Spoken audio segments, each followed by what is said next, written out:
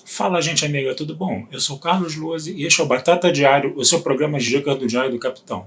E hoje nós vamos voltar às nossas análises de episódios de Jornada nas Estrelas, né? Revisitando Deep Space Nine no seu quarto episódio da primeira temporada, intitulado Babel.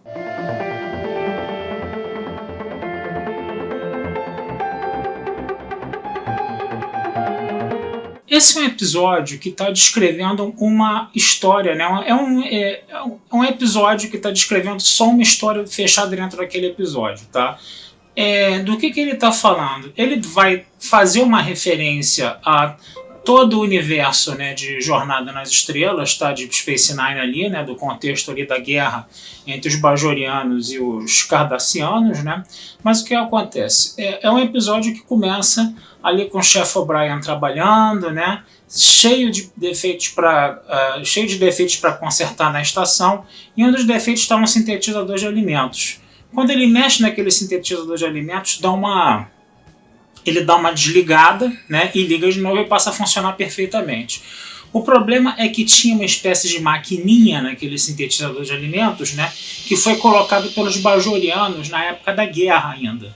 E essa maquininha, né, ela acabou, entendeu, despejando um vírus, né, na comida produzida pelo sintetizador de alimentos, e depois esse vírus inclusive se espalhou pelo ar.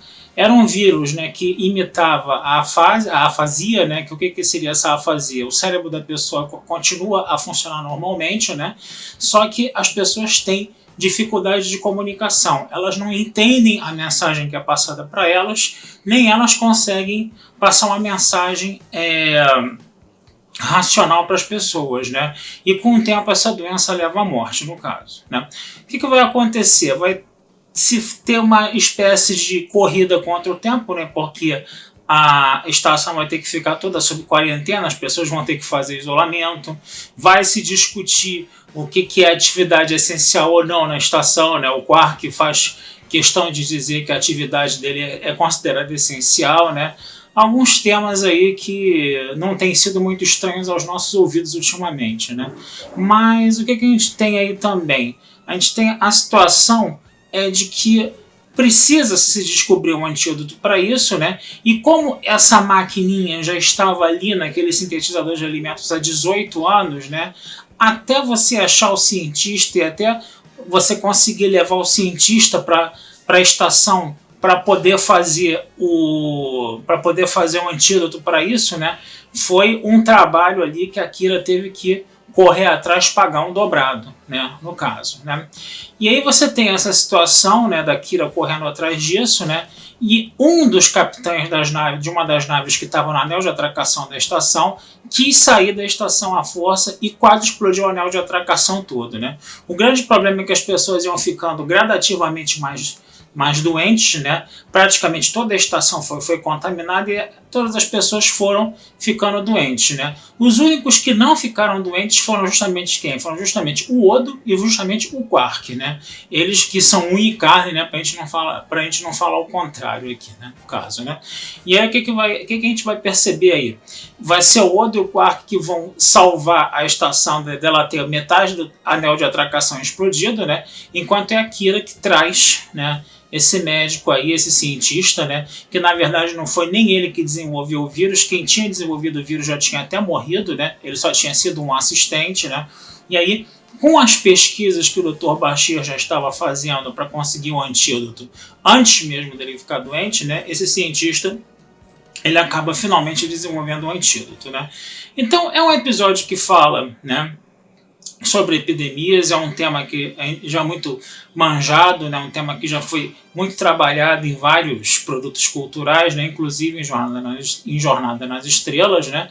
E a gente vai vendo, né, toda esse desenvolvimento aí para você conseguir, né, esse antídoto, né?